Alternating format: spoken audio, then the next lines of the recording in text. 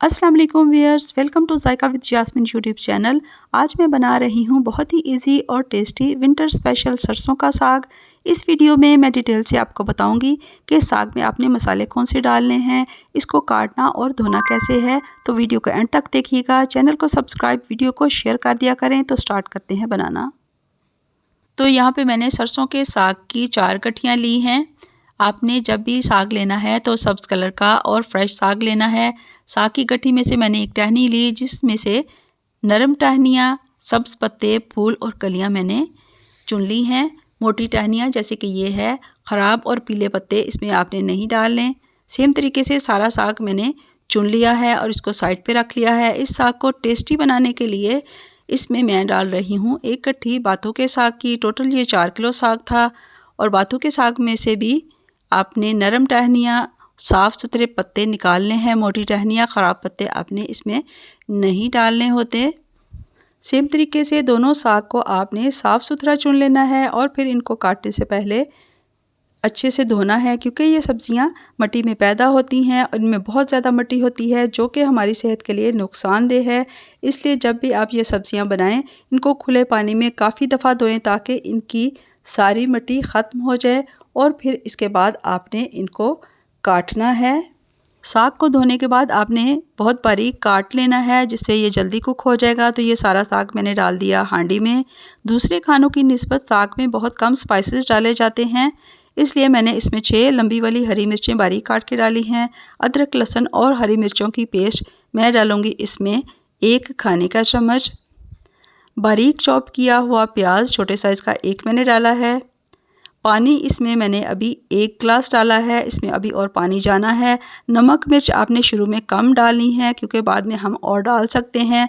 आधी खाने की चम्मच नमक और 1/4 चाय की चम्मच हल्दी डाली है।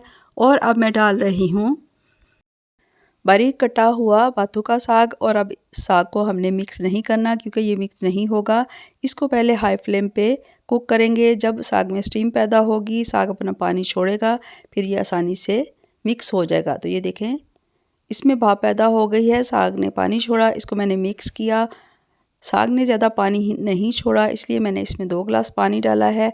आपने अपने साग के मुताबिक पानी डालना है, मिक्स करना है और कवर करके मीडियम फ्लेम पे पकने के लिए छोड़ देना है। दरमियान में चेक करना है, साग को हिलाते रहना है, दोबारा से पकने के लिए छोड़ देना है। तकरीबन 2.5 घंटे तक मैंने साग को पकाया, तो साग बहुत अच्छे से गल चुका हुआ है। साग का पानी मुकम्मल ड्राई नहीं करना, इसमें पानी आपने छोड़ना है। ये देखें, क्योंकि हमने इसमें आटा डालना है। साग को मैंने चूल्हे से उतार लिया और अब मैं घोटने से इस गर्म साग को बड़ी एहतियात के साथ घोट लूँगी, क्योंकि इसमें पानी भी है, तो छींटें उड़ के हमारे ऊपर आ सकती हैं। और बाइंडिंग के लिए मैंने डाला है इसमें घर का रोटी बनाने वाला चक्की का आटा। आधे कप से मैंने कम डाला है, थोड़ा थोड़ा करके डालें, फ़ौरन मिक्स करें ताकि आटे की साग में गुठलियाँ ना बने। साग में मकई का आटा भी डाला जाता है, लेकिन मकई का आटा साग को मीठा कर सकता है, इसलिए मैंने चक्की का आटा इस्तेमाल किया है। थोड़ा थोड़ा करके डालें, फ़ौरन मिक्स करें।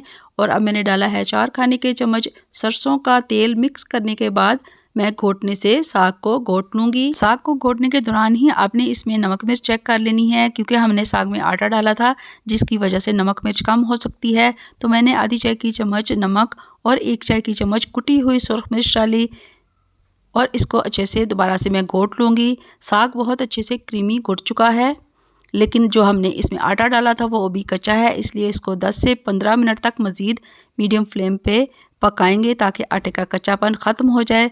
चम्मच आपने मुसलसल चलाना है ताकि साग पेंदे में चिपके ना।